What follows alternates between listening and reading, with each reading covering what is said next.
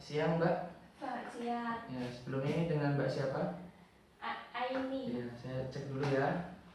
Ya, benar dengan Mbak ini. Ya, perkenalkan Mbak, saya di sini perawat Aris. Ya, tujuan saya di sini akan memberikan pendidikan kesehatan tentang nyeri saat haid atau menstruasi ya Mbak. Ya.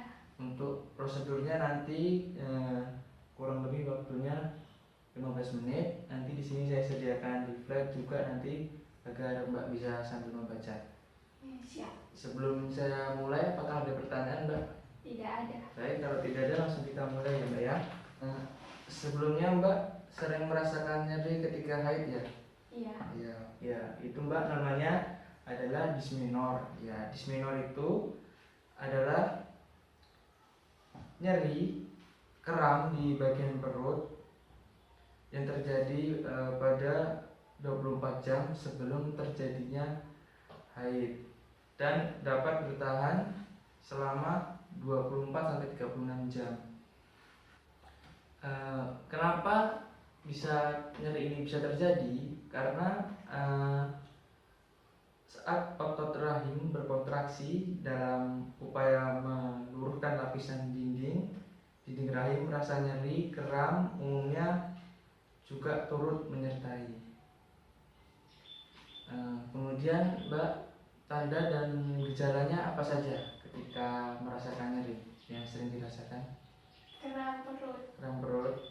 Ya, di sini saya akan menjelaskan tentang tanda dan gejalanya, yaitu nyeri perut atau kram pada bagian bawah.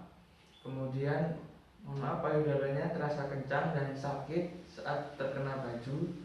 Kemudian punggung dan pinggang terasa nyeri. Ya. Kemudian di sini saya akan mengajarkan bagaimana cara mengurangi nyeri haid. Yang pertama, banyak minum air putih. Terus jika bisa hindari minum kopi, karena kopi akan memperparah kram dan membuat tubuh tidak nyaman. Kemudian yang kedua, juga bisa menggunakan kompres air hangat, dikompres di bagian perutnya. Lalu juga bisa dengan ibu Mbak memijat di bagian yang terasa nyeri. Kemudian di sini saya ada satu lagi, saya akan mengajarkan tentang relaksasi napas dalam. Mbak bisa mengikuti apa yang saya ajarkan.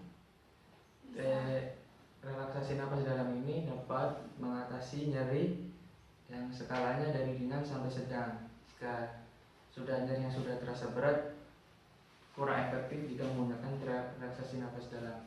Baik, saya akan mengajarkan relaksasi napas dalam, yaitu pertama, Mbak harus menarik napas melalui hidung selama 3 hitungan.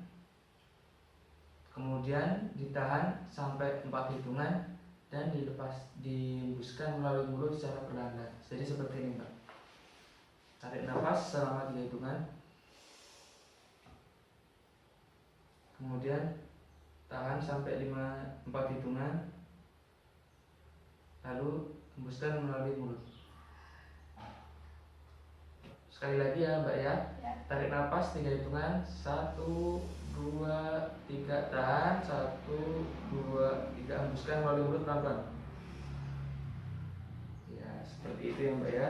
Mbak dapat mengulangi relaksasi napas dalam ini jika merasa nyeri ketika haid. Ya, baik Mbak, sudah selesai ya pendidikan kesehatannya. Sebelum saya akhiri, saya mau bertanya kepada Mbak, untuk tanda dan gejalanya dysmenorrhea itu seperti apa? Ini merasa kram di perut bagian bawah. Terus? Kayak perutnya nyeri gitu. Ya. Baik, benar ya Mbak ya. Kemudian juga terasa nyeri dan kram di bagian pinggang atau punggung ya. Benar. Baik Mbak, bagaimana perasaannya setelah saya lakukan pendidikan kesehatan? Saya menjadi tahu cara menangani dysmenorrhea. Ya, baik. Ya Mbak, untuk pendidikan kesehatannya sudah selesai sampai di sini. Apakah ada pertanyaan? Tidak ada. Tidak ada. Baik. kerjasamanya cukup bagus tadi dalam mengikuti pendidikan kesehatan. Kemudian jika tidak ada pertanyaan, saya ini ada leaflet, nanti bisa dibaca-baca ketika di rumah. Ya, terima kasih atas waktu dan kerjasamanya. Kurang lebih saya mohon maaf. Selamat siang.